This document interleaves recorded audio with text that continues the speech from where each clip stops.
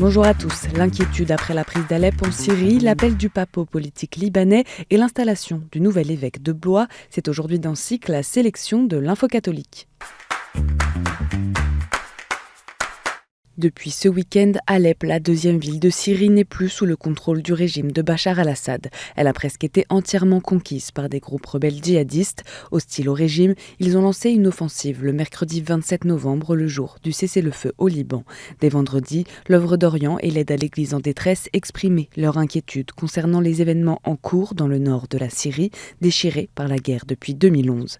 Les habitants fuient massivement la ville, témoigne sur place Vincent Gello, directeur pays de l'Œuvre d'Orient pour le Liban et la Syrie. Et un exode a démarré des populations d'Alep qui fuient la ville en direction de Homs en passant par le désert de Raqqa. Aujourd'hui, nous devons aider ces populations, nous devons aider la minorité chrétienne qui vit et qui habite à Alep et qui représente 20 000 personnes alors qu'ils étaient 150 000 en 2011 au début de la guerre en Syrie. Lors de l'Angélus dimanche place Saint-Pierre à Rome, le pape François a appelé à prier pour la population syrienne où la guerre s'est ravivée. L'Angélus de dimanche a aussi été l'occasion pour le pape François de saluer le cessez-le-feu entre le Liban et Israël, entré en vigueur mercredi dernier après 2 mois de guerre ouverte. Malgré la fragilité de cette trêve, François espère qu'elle sera respectée par toutes les parties et que la lueur de paix qu'elle ouvre puisse conduire à des cessez-le-feu sur tous les autres fronts, en particulier Gaza. Interpellant les politiques libanais, le pape les a incités à élire tout de suite un président de la République afin que les institutions reprennent leur fonctionnement normal. Désigné par le Parlement, le poste de président est vacant depuis octobre 2022, conséquence du blocage politique au Liban. La présidence est traditionnellement dévolue aux chrétiens. Samedi 30 septembre, une délégation du Saint-Siège s'est rendue à Istanbul pour participer aux célébrations de la Saint-André. Une visite que le Vatican effectue chaque année pour s'associer à la mémoire du saint patron du patriarcat œcuménique de Constantinople.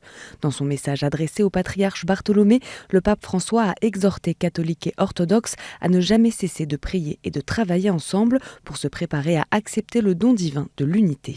François a aussi réitéré son désir d'effectuer un voyage en Turquie l'an prochain pour célébrer le 1700e anniversaire du Concile œcuménique de Nicée, un événement qui pourra renforcer les liens déjà existants entre les églises.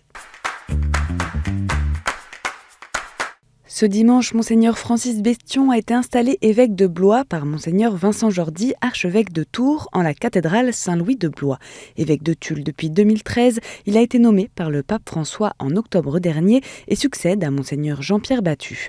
À la fin de la messe d'installation, Monseigneur Bestion s'est adressé aux nouveaux fidèles dont il a désormais la charge. Je viens à vous, comme votre nouveau pasteur, avec le profond désir de vous servir, de servir l'Église qui est dans le Loir-et-Cher, pour vivre ensemble la communion fraternelle en vue de la mission d'annoncer la bonne nouvelle du salut en Jésus-Christ. C'est notre joie. En France, le futur programme d'éducation à la vie affective et relationnelle et à la sexualité suscite de vives réactions. Vendredi dernier, le secrétaire général de l'enseignement catholique et la présidente de l'association des parents d'élèves de l'enseignement libre ont co-signé un communiqué pour demander au ministère de l'Éducation nationale que le projet soit profondément remanié. Le programme soulève de sérieuses réserves selon les 2 instances qui dénoncent un projet qui prend le parti de se substituer à la responsabilité éducative des parents. Elles exhortent donc à repenser le programme pour obtenir un texte consensuel, de bon sens et apaisant pour la société. Les auteurs du communiqué affirment néanmoins partager les ambitions de la démarche sur des sujets comme la promotion de l'égalité entre filles et garçons.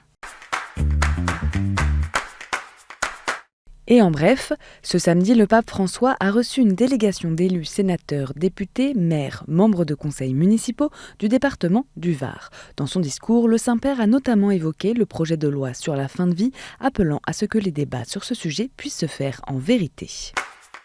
En amont de la journée internationale pour l'abolition de l'esclavage, le Conseil des églises chrétiennes en France était ce dimanche à Nantes, port de départ principal des navires de traite français au XVIIIe siècle, composé entre autres de Monseigneur Éric de Moulin-Beaufort, président de la Conférence des évêques de France, Monseigneur Dimitrios, président de l'Assemblée des évêques orthodoxes de France, et du pasteur Christian Krieger, président de la Fédération protestante de France.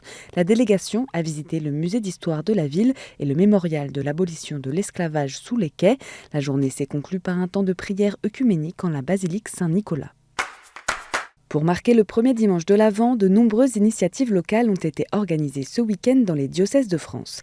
Les fidèles de la paroisse Sainte-Anne du Bocage, dans le diocèse de Bayeux-Lisieux, se sont ainsi rassemblés pour la Marche de la Lumière, une procession entre l'abbatiale de Saint-Sever et le Carmel.